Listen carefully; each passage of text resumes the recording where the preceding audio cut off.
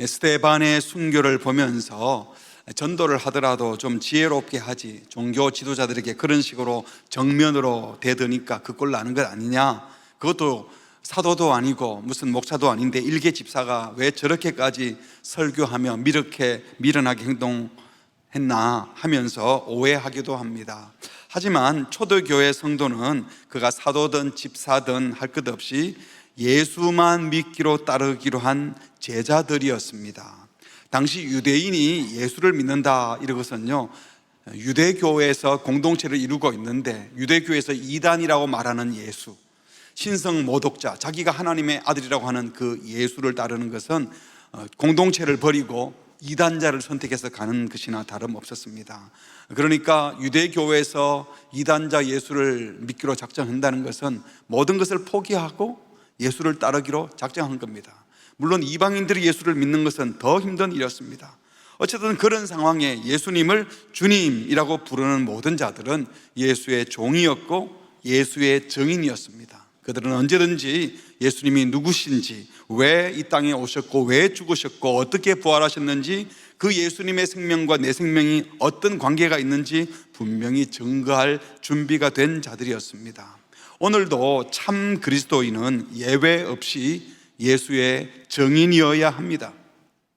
증인은 누구입니까? 법정에서 내가 본 대로 들은 대로 자기가 알고 있는 모든 것을 사실 그대로 진술하는 사람이 증인입니다. 참 그리스도인은 목에 칼이 들어와도 예수님이 누구신지, 예수님이 무엇을 하셨는지, 그 예수님과 내가 무슨 관계인지를 분명히 정언하게 될 것입니다. 이것은 영원한 생명과 관계된 문제이기 때문에 예수님을 정말 만난 사람들은 내 영혼, 내 생명을 변화시킨 그분을 증거하는 일이 결코 짐이나 부담이 아니라 마땅히 해야 될 기쁨과 감격의 일이었음이 분명합니다. 스데반 집사님도 그랬습니다.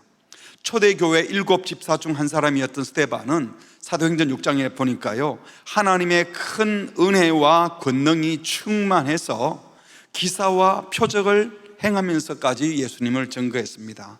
그랬더니 각 지역에서 사람들이 몰려와 스데반과 논쟁을 벌이기도 했지만 스데반이 지혜와 성령으로 말하는 것을 아무도 감당하지 못했습니다. 곤란에 처한 종교 지도자들은 11절에 보니까 사람들을 돈 주고 매수해서 이 사람이 모세와 하나님 모독하는 말을 우리가 들었다 이렇게 말하게 했죠. 정상적인 대화와 논쟁으로 이길 수 없다고 생각되니까 예수님 죽일 때와 똑같은 방식으로 거짓 증인을 내세워서 스데반을 제거하려고 한 것입니다. 13절, 거짓 증인들을 공회에다 세우니까 사람들이 말합니다. 이 사람이 이 거룩한 곳 성전과 예루살렘 율법을 거슬러 말하기를 마지 아니하는도다. 예루살렘 성전을 거스르고 율법을 거슬러는 일을 했다. 스데반이 성전과 율법을 모독했다는 거죠. 당시 율법의 기준대로 하면 성전 모독, 율법 모독은 신성 모독자였기 때문에 돌에 맞아 죽을 죄였습니다. 14절, 그의 말에, 거짓 증인들이 하는 말이죠, 이 나사렛 예수가 이 성전 헐고 또 모세가 우리에게 전하여 준 규례를 율법을 고치겠다 함을 우리가 들었다 이렇게 말을 했어요. 나사렛 예수가 성전 헐고 모세의 법을 자기 마음대로 고친다고 예수가 말했는데 그 이단 예수를 스데반이 전한다는 겁니다.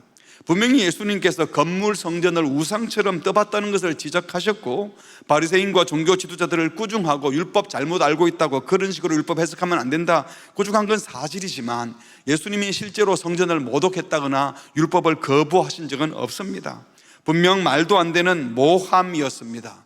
예수님을 모함했던 그대로 지금 예수님을 증거하는 스데반을 모함하여 죽이려고 하고 있는 것이죠. 만일 우리가 이런 상황에 처해진다면 이 상황 모면하기 위해서 대충 얼버무리며 지나가지 않았을까요? 아니면 말도 안 되는 거짓말을 하는 저 사람들 어떻게 제압할지 고민하든지, 또는 하나님 제발 저 천군 천사를 보내주셔서 저 나쁜 놈들 좀 심판해 주십시오 의분에 가득 차서 화를 내지 않았을까요?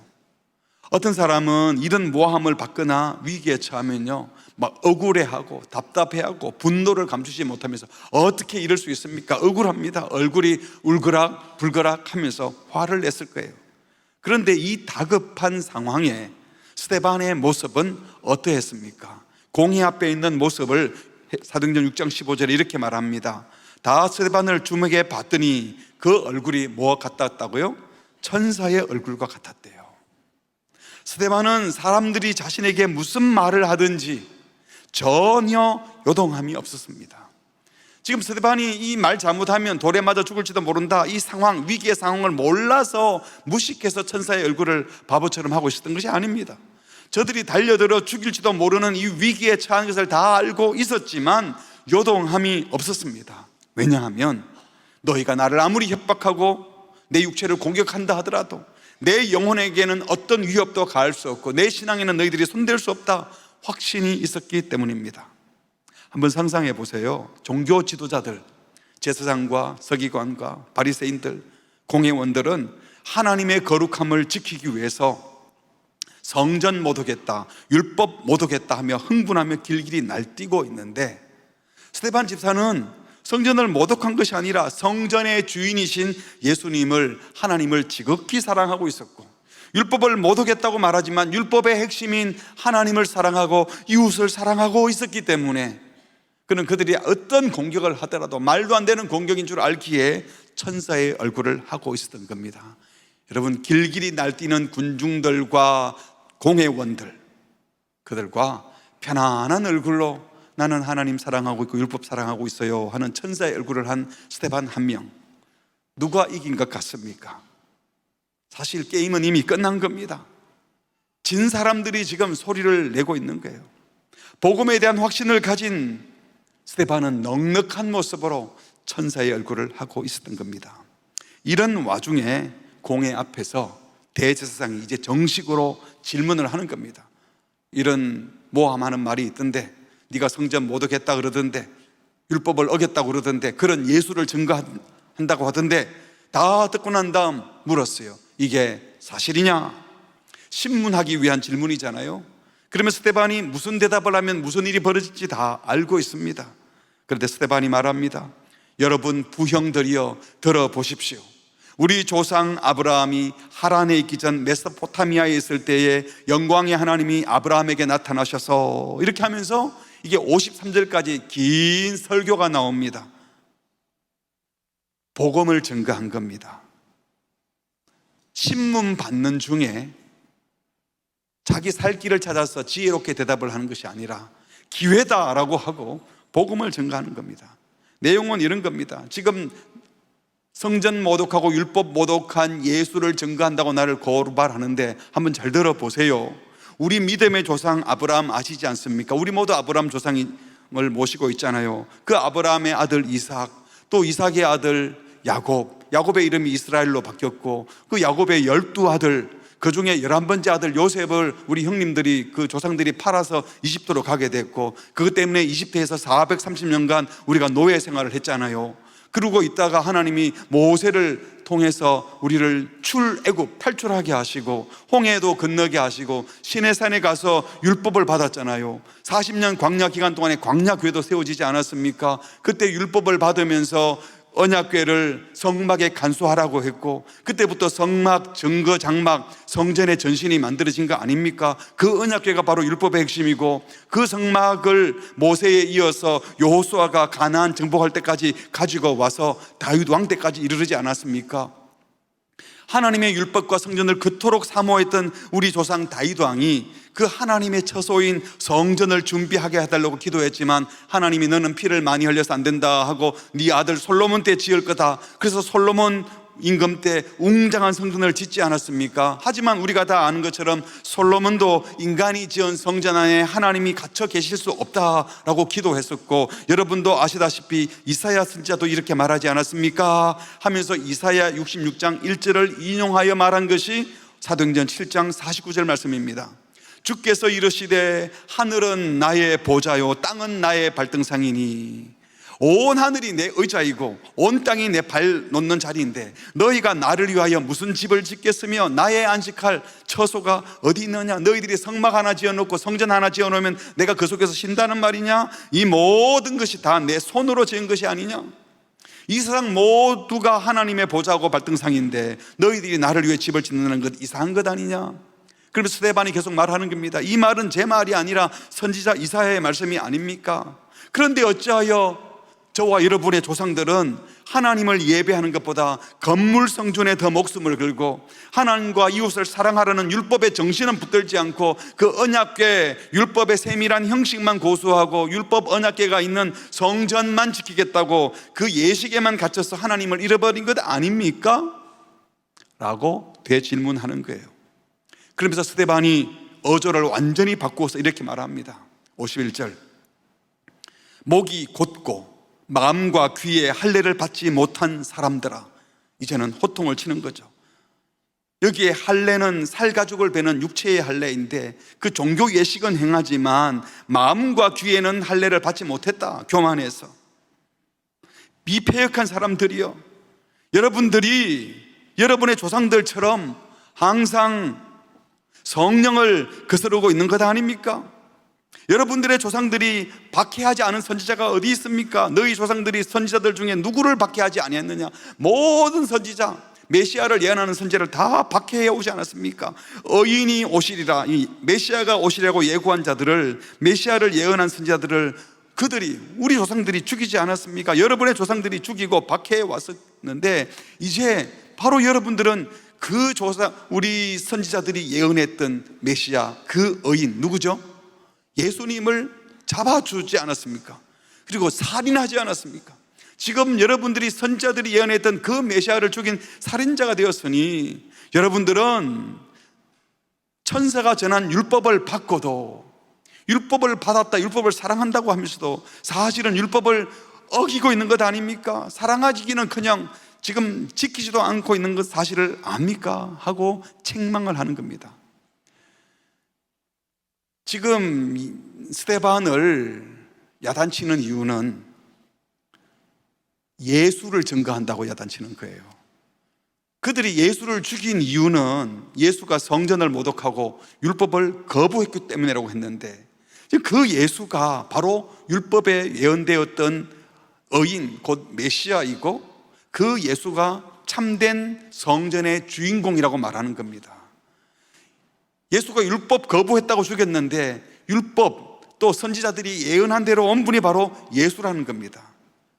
스데반의 설교가 길었지만 핵심은 바로 이겁니다.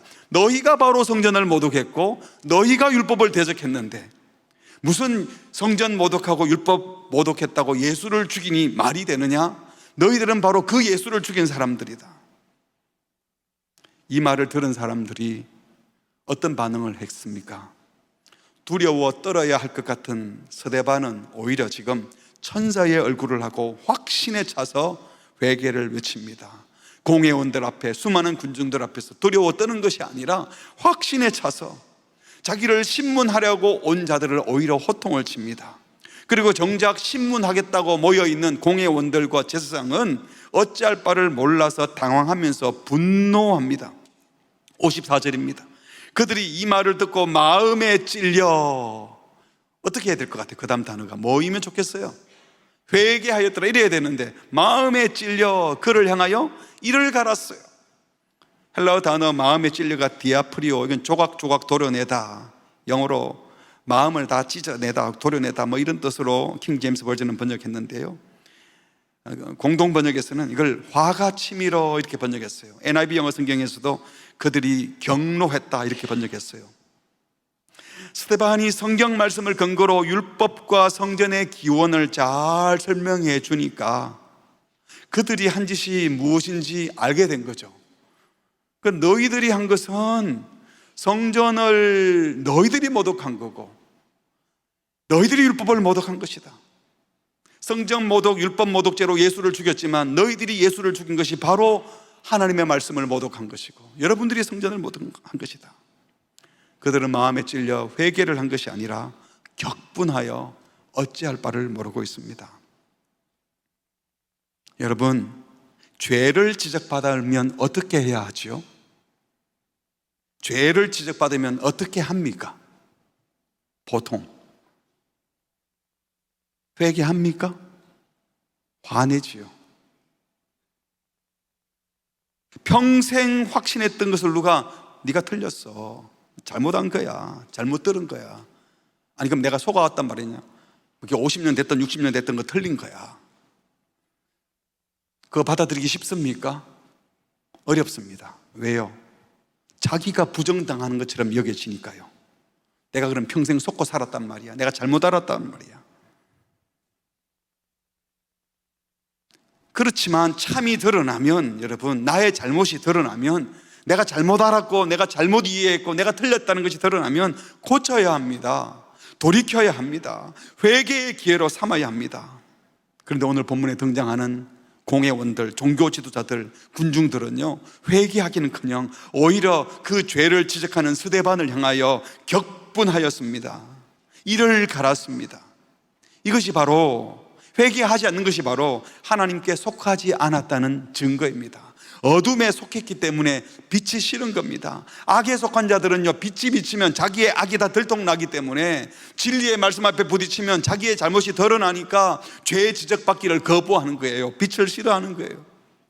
요한일서에서 분명히 말하기를, 만일 우리가 죄가 없다고 말하면 스스로 속이고 또 진리가 우리 속에 있지 아니할 것이요, 만일 우리가 우리 죄를 자백하면 그는 미쁘시고 의로우사 우리 죄를 사하시며 우리를 모든 불의에서 깨끗하게 하시는 줄 믿으시기 바랍니다.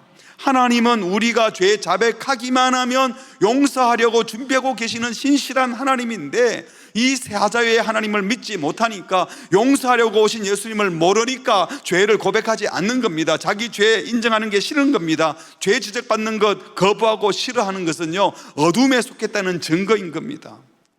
사랑하는 성도 여러분, 누구나 범죄합니다. 지난주에도 말씀드렸지만 성군이라 불리는 다윗도 부하의 아내에게 손을 대고 엄란한 죄를, 간음의 죄를 지었죠. 부하를 교살하는 엄청난 살인죄까지 저질렀습니다. 하지만 선지자 나단이 찾아가고 죄를 고발하고 지적했을 때 그 자리에서 눈물을 흘리며 회개했습니다. 자기 죄를 솔직히 인정하고 침상이 젖을 만큼 울며 하나님의 용서를 구했을 때 다윗은 하나님께 크게 쓰임받았습니다. 스데반이 지금 종교 지도자들을 꾸짖고 야단치면서 너희들은 다 지옥 갈 줄 알아라, 지금 공격하는 게 아니에요. 오히려 주님께서 용서하시려고 하니까 너희들이 이제 이것을 깨닫고 죄를 고백하고 너희들이 죽였던 그 예수님이 하나님의 아들인 줄 알고 회개하고 나오라고, 예수님께로 오라고 초청하는 겁니다. 그런데 그들은 거부했습니다. 오히려 회개의 복음, 용서의 복음 증거하는 스데반에게 격분하며 이를 갈았습니다. 그리고 돌을 던져 죽일 기세였습니다. 그런데 이런 위기 상황에 스데반의 모습은 또 어떻습니까? 처음에 공의 앞에 섰을 때도 얼굴이 천사와 같았지만 이번에는 보니까 스데반이 성령 충만하여 하늘을 우러러 주목하여 하나님의 영광과 예수께서 하나님 우편에 서신 것을 보았다고 했습니다. 그리고 성난 군중들에게 말했습니다. 보라, 하늘이 열리고 인자가 하나님 우편에 서신 것을 보노라. 55절에서는 예수가 하나님 우편에 서신 것을 보았다 했는데, 56절에서는 하늘이 열리고 누가? 인자가 하나님 우편에 서신 것을 보았다, 이렇게 단어를 바꾸어 썼어요. 인자라고 바꾼 이유가 뭘까요? 다니엘서에 보면 7장 13절 이하에 보면요, 당시 강력한 제국을 이루어서 세상 힘으로 지배하던 제국의 권력자, 짐승과 대조를 이루는 분이 바로 인자 같은 이입니다. 하늘 구름을 타고 옛적부터 계신 하나님으로부터 와서 온 세상을 온전히 지배하는 자, 바로 메시아이죠. 그 메시아를 뭐라고 표현했다고? 인자 같으니. 장군 같은 사람, 황소를 탄 사람, 이게 아니고 인자 같으니. 그런데 우리 예수님이 복음서에 보면 자기를 부를 때 인자가 온 것은 성김을 받으러 온 것이 아니고, 인자가 온 것은, 인자는 자기 칭호, 메시아의 자기 칭호가 인자였어요. 근데 스데반이 지금 인자가 하나님 우편에 서신 것을 보노라라고 했을 때 당시 많은 유대인들이 예수가 스스로를 인자라고 부른 걸 알고 있거든요. 그러니까 자기들이 십자가에 못 박아 죽인 예수가 바로 인자라는 것을 직감적으로 알았을 겁니다. 그런데 그 인자가 지금 누구 편에 서 있다고요? 하나님 우편에 서 있다, 이렇게 말한 겁니다. 그러니까 자기들이 스데반을 지금 신문하는 이유는 성전과 율법을 모독한 예수 따른다고 신문하고 있는데, 그 예수가, 그 인자가 하나님 보좌 우편에 서 있는 것을 본다. 이 말은 자기들이 죽인 예수가 하나님과 동등한 분, 하나님의 아들이라는 것이니 경악을 금치 못하고 분노하는 것은 당연했을 겁니다. 그래서 그들이 큰 소리를 지르며 어떻게 했다고요? 귀를 막고 일제히 그에게 달려들어서, 아마 귀를 막고 몸으로 막 밀어낸다 봐요. 성 밖으로 내치고 그 다음에 돌로 쳤다고 했어요. 그리고 정인들이 옷을 벗어 사울이라는 청년의 발 앞에 두었습니다. 군중들이 격분하여 달려들어 돌을 던졌지만 스데반은 하나님 우편에 서 계신 예수님의 얼굴을 보았기 때문에 자기를 죽이려고 덤벼드는 성난 군중들의 위협 앞에서도 담대했고 평안했고 마음이 넉넉했습니다. 그런데 여기서 특이한 것은요, 스데반이 예수님이 하나님 우편에 앉아 있는 것이 아니라 서신 것을 보았다고 했어요. 56절에서도 하늘이 열리고 인자가 하나님 우편에 서신 것을 보노라 라고 했어요. 오늘도 사도신경 고백했지만 부활하신 예수님은 하늘에 오사 전능하신 하나님 우편에 뭐라고요? 서 계시다가 아니라 앉아 계시다가, 보좌가 있으면 보좌에는 앉아 계시겠죠. 그런데 스데반이 지금 예수님 우편에 앉아 계신 것을 보지 않고 서 계신 것을 보았다고 했어요. 여기만 이렇게 나와요. 왜 예수님이 앉아 계시지 않고 일어서 계셨을까요? 지금 스데반이 예수님이 참된 성전이요, 예수님이 율법이 선지자가 예언했던 하나님의 아들 메시아라고 강력히 증거하고 있는데, 예수를 증거하는 그 스데반을 군중들이 이를 갈며 격분하여 죽이려고 하는 그 순간 예수님이 가만히 보고 앉아 있을 수 없어서 일어서신 거예요.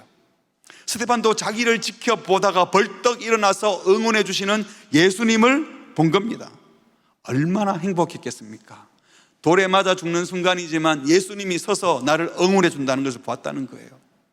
어떤 성경학자들은 하나님이 보좌 우편에 예수님이 서 계신 이유는 법정에 가면 변호사가 변호하다가 변호할 때 일어서서 말하는 것처럼 예수님이 지금 스데반을 변호하려고, 증언하려고 일어서셨다, 이렇게 해석하는 분도 있고요. 어떤 분들은 이제 스데반이 곧 돌에 맞아 죽지만 천국으로 올 것이기 때문에 일어나서 환영하려고, 어서 와, 어서 오라고, 죽음을 맞이하는 그 극적인 순간에 오히려 환영하려고 일어서셨다는 겁니다. 이렇게 해석하든 저렇게 해석하든 내용은 똑같습니다. 주님은 우리가 예수님을 증거하는 삶을 사는 고난의 현장에, 예수 증거하다가 죽음을 맞이하는 그 극적인 순간에 낮잠 주무시고 계실 분이 아니라는 겁니다. 지켜보고 계시고 응원하고 계시고 결정적인 순간에는 벌떡 일어나서 잘한다, 그래 계속 그렇게 해 라고 말씀하실 거예요.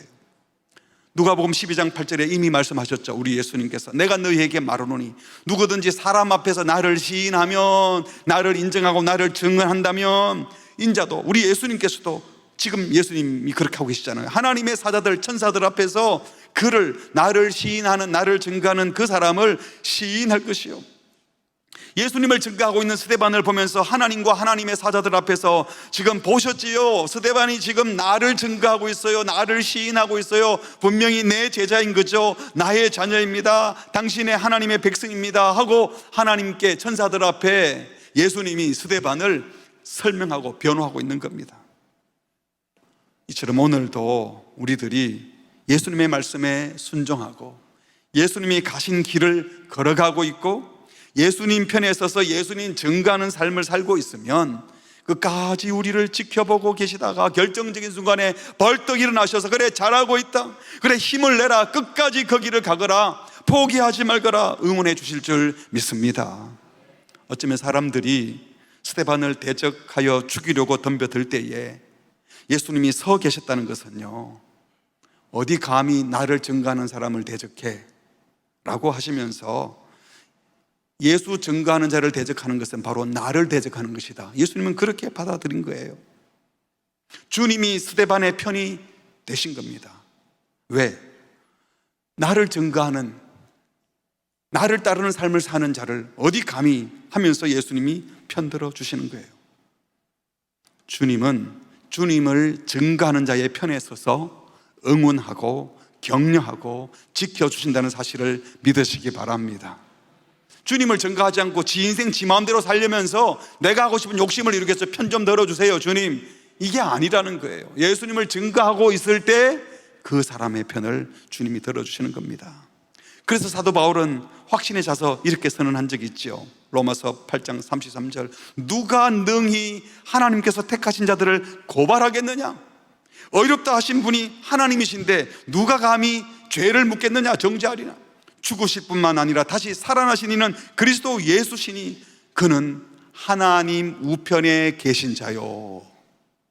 우리를 위하여 우편에 계시면서 뭐 한다고요? 간구하시는 자신이라 중보기도 하신다는 겁니다. 우리를 응원하면서 우리가 주님을 증거하며 주님의 제자로 복된 삶을 살아가는 그것을 지켜보시면서 기도해 주시고 계십니다. 그래서 더 확신에 차서 말씀하십니다.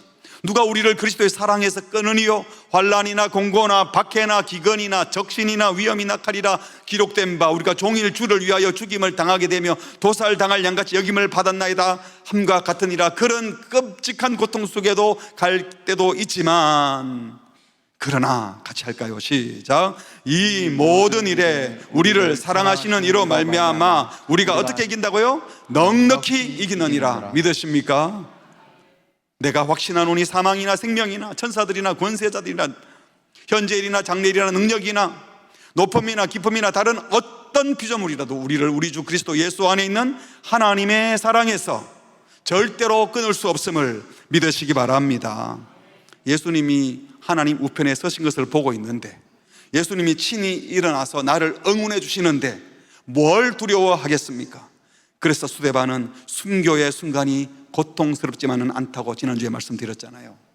처음 공회 앞에 신문 받을 때도 천사의 얼굴을 했지만 설교를 끝내고 이제 돌에 맞아 죽기 직전에 돌에 맞아 죽어가면서도 천사의 얼굴을 할 수 있었습니다. 지금 이를 갈며 달려들고 자기를 내치는 중에도 그는 성령 충만하여 하늘의 평안을 누리며 하늘 보좌를 바라보고 벌떡 일어서 계신 예수님을 본 것입니다.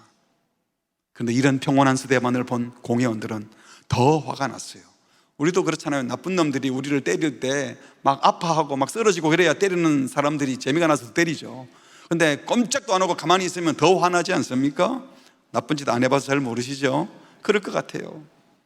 근데 이렇게 비난하고 욕하고 돌로 치는데도 천사의 얼굴을 하고 있으니까요, 공회원들은 더 화가 났어요. 그들이 큰 소리를 지르며 귀를 막고 예수가 하나님 우편에 서 있다는 것을 보았다는 스데반이 신성 모독조 말을 듣는 것 자체가 자기들의 영혼과 귀를 부정하게 만드는 죄로 여긴 겁니다. 그래서 귀를 부정하게 여기지 않겠다, 내 귀에 더러운 소리 안 듣겠다고 귀를 딱 막고 귀를 막아서 거룩해지는 게 아니라 거룩한 하나님의 음성을 막아버린 것이죠. 그리고는 소리를 지릅니다. 일제히 그에게 달려들어서 성 밖으로 내칩니다. 성 밖으로 왜 내친지 아십니까? 신성 모독자를 성 안에서 죽이면 성전이 더러워진다는 거예요. 성 밖으로 내쳐서 죽이겠다는 겁니다. 그 와중에 율법 지킨다는 거예요. 귀 막는 것도 율법 지키는 거고 성 밖으로 내치는 것도 거룩한 성전을 거룩하게 보존하기 위해서 밖에서 죽이겠대요. 자기들은 지금 하나님의 아들을 대적하면서 하나님 율법을 지킨다고 자기들 귀 막고 성전 밖으로 끌고 나가 사람 죽이는 이 모습을 보면서 자기들은 거룩하다고 착각을 합니다. 얼마나 기가 막힙니까? 그렇게 율법을 잘 지키겠다는 자들이 완전히 이성을 잃고 율법의 기준을 벗어난 겁니다. 이런 식으로 사람을 죽이면 안 돼요. 정인을 불러서 확인해야 되는데 그냥 막 적결 처단을 하는 겁니다. 로마법으로도 사람 그렇게 죽이면 안 되는 거예요. 그런데 스데반은 그들의 감정적이고 불법적인 공격 앞에 심지어 자기를 죽이고 있는데도 일일이 반응하지 않았습니다. 그 상황에 스데반은 하나님께만 반응했습니다. 그래서 돌에 맞아 죽는 순간에도 그들에게 항의하면서 이럴 수 없다, 어떻게 당신들이 그럴 수 있느냐가 아니라 하나님께 기도했습니다. 59절에 보니까 그들이 돌로 스데반을 치니 스데반이 그들에게 부르짖은 것이 아니라 누구에게? 하나님께 부르짖어 이르되 주 예수여 내 영혼을 받으시옵소서. 죽는 그 순간 예수님을 보았고 하늘 본향을 분명히 보았습니다. 그리고 예수님과 함께 할 것을 소망하며 살아왔기에 이제 평안한 가운데 내 영혼을 받으시옵소서 주님 품에 안긴다고 이야기하고 잠이 들은 겁니다. 그리고 마지막에는 60절 마지막 순간까지 용서와 사랑을 보여주었습니다. 같이 읽겠습니다. 무릎을 꿇고 크게 불러 이르되 주여 이 죄를 그들에게 돌리지 마옵소서 이 말을 하고 자니라. 얼마나 당당하고 아름다운 모습입니까? 싸움을 거는 그들에게 똑같이 반응하지 않고 저항하지 않고 끝까지 하나님께 반응했습니다. 그리고 주님이 보여주셨던 대로 자기를 죽이려는 자들의 죄를 용서해달라고 기도하고 잠이 들었습니다. 이 스데반의 순교 장면을 통해서 우리에게 주시는 메시지를 한 3가지로 정리해 보았습니다. 첫 번째로는 세상의 공격에 반응하는 인생이 되지 말고 하나님께만 반응하는 인생이 되라고 말씀하십니다. 대제사장이 공회 앞에서 네가 성전을 모독하고 율법을 거스린 것이 사실이냐라고 질문했을 때 그들이 죽이려고 한 질문이었고, 이렇게 대답하면 죽을 줄 알았지만 스데반은 그 상황조차도 그들에게 반응해서 자기를 변호하는 것이 아니라 이 상황에도 하나님의 복음을 전가할 기회로 삼았습니다. 그래서 복음을 전가하고 났더니 54절에 그들이 이 말씀을 듣고 마음에 찔렸다라는 것은 제대로 복음이 전거된 거예요. 그런데 그들이 회개하지 않은 거죠. 스데반은 분노한 그들 앞에, 격분하여 달려드는 그들 앞에 천사의 얼굴을 하며 말씀을 전했습니다. 돌에 맞아 죽는 순간에도 그들의 죄를 그들에게 돌리지 마옵소서. 누구에게 반응하는 겁니까? 그들에게 반응하지 않고 주님께 반응하면서 용서의 기도를 드렸습니다. 어떻게 그렇게 할 수 있었을까요? 인간의 힘으로 그렇게 할 수 없죠. 55절에 보니까 스데반이 어떻게 했다고요? 성령 충만하였기 때문에, 하늘을 우러러 주목하여 하나님의 영광과 예수께서 하나님의 우편에 서신 것을 보았기 때문에 그렇게 할 수 있었던 것입니다. 여러분, 우리가 하나님의 영광을 경험하면, 주의 얼굴을 보게 되면요, 세상이 어떤 잡다한 공격을 하더라도 나는 하나님이 편들어 주는 분이고 하나님과 인생을 함께하는 자이기 때문에 그들에게 반응하지 않고도 속상하지도 않는 겁니다.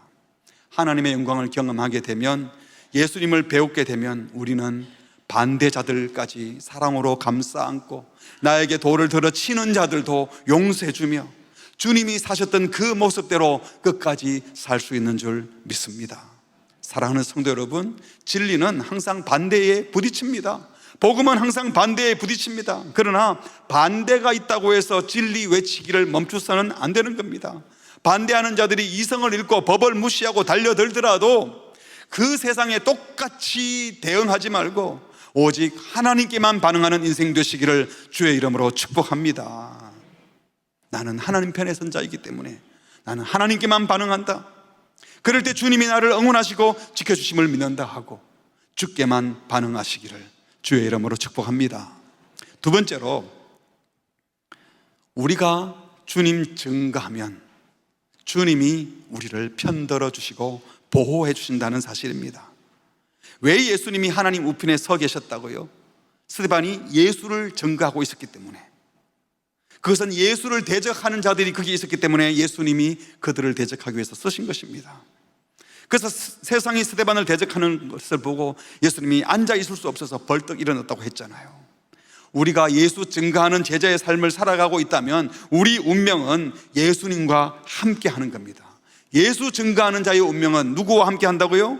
예수님과 함께 하는 거예요. 우리가 반대받는 것은 결국 예수님이 반대받는 것입니다. 그때 주님은 결코 가만히 앉아 계시지 않습니다. 주님께서 친히 그 문제들을 처리하시는 줄 믿으시기 바랍니다. 하나님이 내 편 들어주냐 안 들어주냐, 왜 이번에는 내 편 안 들어주냐, 이건 잘못된 기도예요. 하나님이 내 편 반드시 들어주죠. 언제? 우리가 주님 편에 섰을 때. 중요한 것은 주님이 내 편이냐 아니냐가 아니라 내가 누구 편에 서 있느냐 하는 겁니다. 여러분, 주님 편에 서시기를 바랍니다. 우리가 주님 편에 서기만 하면 그리고 주님을 증거하고 있다면 예수님도 우리를 지켜보시고 우리를 변호해 주시고 격려해 주시고 결정적인 순간에는 벌떡 일어나셔서 우리를 응원해 주실 것을 믿으시기 바랍니다. 내 눈 주의 영광을 보내. 주의 영광, 어떤 영광을 보았습니까? 말하되 보라, 하늘이 열리고 인자가 하나님 우편에 서신 것을 보노라 한데, 나를 사랑하셔서 나를 변호하려고 벌떡 일어나 계신 주님을 보는 것이 바로 주의 영광을 본 거예요. 주의 위험 앞에 압도당해서 넘어져서 쓰러져서 아무것도 못하는 것이 아니라 주의 영광을 보고 나면 주님이 내 편 들어주시고 나를 위해 기도해 주시고 나를 응원해 주심을 알기 때문에 힘을 내어 주님을 더 잘 증거하며 주님을 따르는 제자의 삶을 살게 되는 것입니다. 주님 내 편 들어주세요 기도하지 마시고 주님 편에 서겠습니다 매일매일 결단하고 주님 편에 서시기를 주의 이름으로 축복합니다. 마지막 세 번째로, 인생의 마지막 순간을 영광스럽게 하라고 말씀합니다. 저는 이 본문을 대하면 15년 전에 돌아가신 저희 부친 생각을 늘 하게 돼요. 그때 15년 전 추석에 가족들이 다 모였는데 이 본문을 읽고 설교를 하셨어요. 어떤 죽음이 복된 죽음이냐, 스데반처럼 길에서 죽어야 복된 죽음이다. 핵심이 그거였어요. 객사하라는 뜻이 아니고 복음을 증거하다가 그래서 길에서 죽는 게 멋진 죽음이다. 나는 병문안 받으면서 병원에서 병원 신세 오래 지다가 안 가고 싶고 그냥 열심히 살다가 탁 죽으면 좋겠다. 그런데 2달 후에 새벽 예배, 새벽 기도에 다녀오시다가 교통사고로 길에서 돌아가셨어요. 뭘 알고 그러셨는지 저희들은 그 설교를 기억하기 때문에 너무 마음에, 그래 너무 감사하다, 갑자기 가셔서 너무 슬프지만 그래도 기도하고 돌아오시다가 그냥 끝까지 그렇게 사시다가 딱 가셔서 참 행복하다, 그런 생각을 했었습니다. 스데반도 세상의 시선으로 보면요, 조용히 전도하다가 마지막에 길에서 돌 맞아 죽어버렸어요. 선교했으면 그 사람들 앞에 회개했다, 수천 명이 예수 믿었다 이러면 모르겠는데 복음 전했는데 그 사람들이 돌 맞아 죽어버렸으니까 이 실패한 인생으로 보일 수 있잖아요. 하지만 스데반의 죽음은 실패가 아니었어요. 하나님은 스데반의 순교를 기점으로 예루살렘에만 머물렀던 선교가 유대와 사마리아와 땅까지 이르게 하는 이방 선교의 시점이 되었습니다. 오늘 우리 7장까지 읽었는데 사도행전 8장 1절에 보면요, 사울은 그가 죽임 당함을 마땅히 여기더라. 스데반 죽일 때 주동자가 사울이었습니다. 여러분 아시죠?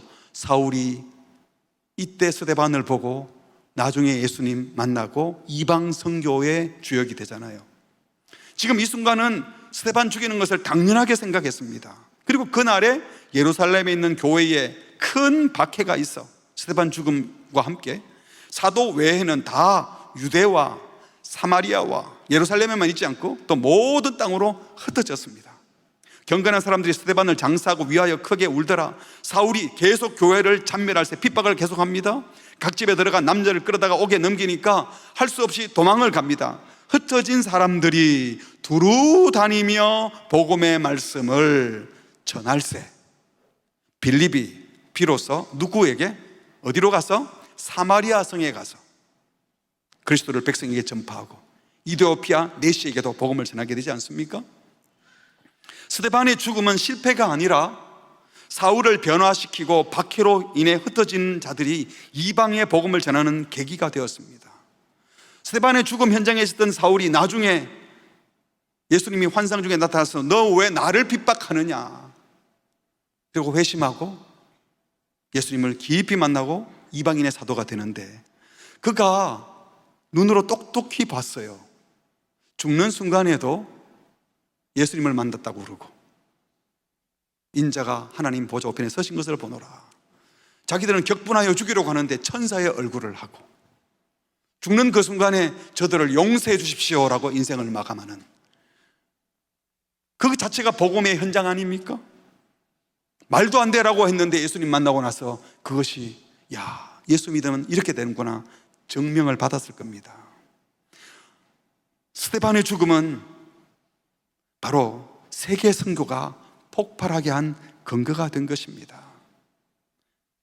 그래서 스데반은 죽으면서도 주 예수여 내 영혼을 받으시옵소서, 자신의 영혼을 주께 맡겨드리는 기도를 드리고 저들의 죄를 저들에게 돌리지 마옵소서. 대적자들의 죄를 사해달라고 기도하며 인생을 마감했습니다. 그렇기 때문에 성경은 죽었더라 라고 말하지 않고 자니라, 평안하게 잠들듯이, 돌에 맞아 죽는데 평안하게 잠들었습니다. 우리도 영광스러운 마지막을 보내기 위해서 마지막에만 잘하면 될까요? 마지막이 언제일지 아무도 모르잖아요. 오늘 주님이 기뻐하는 결정을 내리고, 오늘 더 사랑하고, 오늘 용서하고, 오늘 주님 가신 길을 걸어야 되는 줄 믿습니다. 말씀을 맺겠습니다. 우리가 이 세상에만 눈독 들이면, 세상이 전부인 줄 알면 우리는 계속 비교 경쟁하다가 지쳐가는 인생이 될 겁니다. 온 세상이 그렇게 비교 경쟁을 시키잖아요. 하지만 우리가 나를 사랑하셔서 나를 변호하시려고 보좌에서 벌떡 일어나셔서 응원하시는 그 예수님을 바라보는 영안이 열려지면, 하늘의 영광을 경험하고 나면 우리는 세상과 비교하는 인생이 아니라 오직 주님께 반응하는 인생, 주님 편에 서서 주님의 길을 영광스럽게 걸어가는 인생이 되는 줄 믿습니다.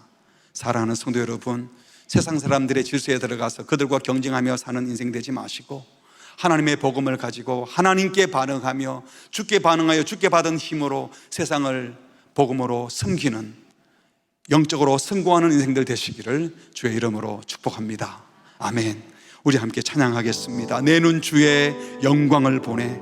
우리 가운데 계신 주님, 그 빛난 영광 온 하늘 듣고 그 찬송 온 땅 가득해. 주의 얼굴을 배우기만 하면, 그 영광을 보고 나면 모든 문제는 문제가 안 되고 주님이 우리와 함께 하시는 줄 알기에 새로운 힘을 얻게 될 것입니다. 오늘 말씀을 생각하며 함께 고백하겠습니다. 내 눈 주의 영광을 보내. 내 눈 주의 영광을 보내. 우리 가운데 계신 주님, 그 빛난 영광 온 하늘 덮고 그 찬송 온 땅 가득해. 내 눈 주의 영광을 보내.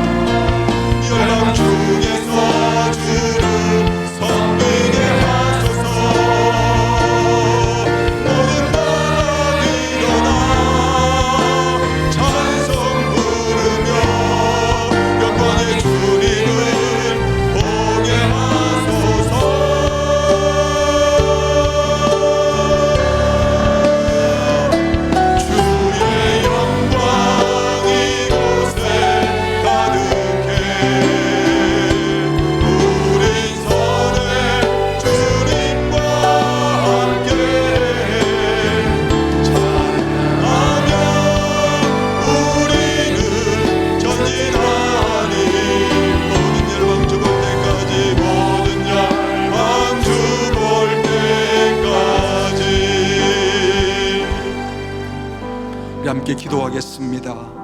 우리는 하늘 영광을 본 사람이고 예수님의 응원을 받는 사람들인데, 우리가 세상 사람들의 공격과 자극, 말도 안 되는 모함, 억울하다고 그것에 반응하다가 사탄에 휘말리지 않도록 도와달라고 기도합시다.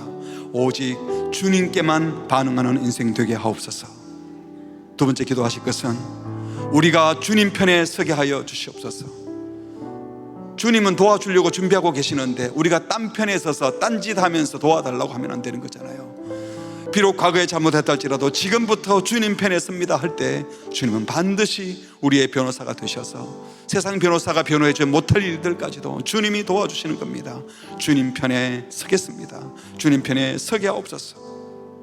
마지막이 아름다운 인생 되기 위해서 마지막에 한번 잘 사는 것이 아니라 매 순간이 마치 내 인생의 마지막인 것처럼 더 사랑하게 하시고, 더 용서하게 하시고, 더 정의롭게 하시고, 더 사랑을 나누는 삶을 살게 해달라고 오늘 주님 말씀을 생각하면서 주께만 반응하게 하옵소서. 주님 편에 서게 하옵소서. 마지막에 영광스럽게 하여 지금 영광스러운 삶을 살게 하여 주시옵소서. 우리 다 함께 합심으로 기도하시겠습니다. 하나님 아버지, 오늘도 말씀 주셨습니다. 주님 편에 서서 참여해 주시옵소서. 주님 영광을 소개해 주시고 주께 반응하게 하시고 주의 편에 서게 하시고 마지막에 하늘에서 지금 주님의 영광을 살게 할 수 있도록 주의 은혜를 베풀어 주시옵소서. 주님 도와주시옵소서. 하나님 주님 은혜를 베풀어 주셔서 주의 영광을 구하며 할 수 있도록 주님 도와주시옵소서. 아버지 하나님, 아버지 하나님 아버지 끝까지 하나님께서 우리에게 들리는 주께만 반응하며 주께만 바라는 인생 되게 해주시고 세상에 반응하지 말게 하시고 오직 주님께 반응하게 해주시고 내 눈앞에 자극에 반응하지 말게 하시고 여자의 자극에 반응하지 말게 사탄의 자극에 반응하지 말게 하시고 오직 주께 반응하며 주님 편에 서게 하시고 주님의 변호를 받게 하시고 주의 영광을 살게 하시고 마지막에 아름답게 하시고 지금 아름다운 영광을 선택하시고 주여 은혜를 베풀어 주시옵소서. 우리 아이들에게 우리 아이들에게 우리 분들 믿음의 식구들에게 이 용기와 믿음을 허락하여 주시옵소서. 그래야 승리하는 인생 될 수 있도록 주님 도와주시옵소서. 주님 도와주시옵소서. 주님 도와주세요.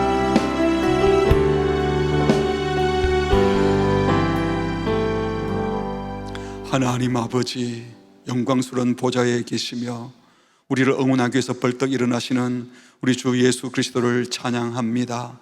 하나님, 사탄의 자극에, 세상의 자극에 일일이 반응하다가 꾀임에 넘어가지 말게 하시고 오직 성령 충만하여 하나님께만 반응하는 인생 되게 하여 주시옵소서. 내 목표 정해놓고 주님의 도움을 구하는 내 편 들어달라고 하는 어리석은 범치 말게 하시고 우리를 구원해 주시고 우리의 주인 되신 주님 편에 우리가 서게 하여 주시옵소서. 하나님의 사람에게는 실패가 없음을 믿고 내 삶의 마지막을 복되게 하실 주님을 신뢰하는 가운데 매 순간 복된 결정 내리고 영광스러운 삶을 오늘 살게 하여 주시옵소서. 예수 그리스도의 이름으로 기도합니다. 아멘.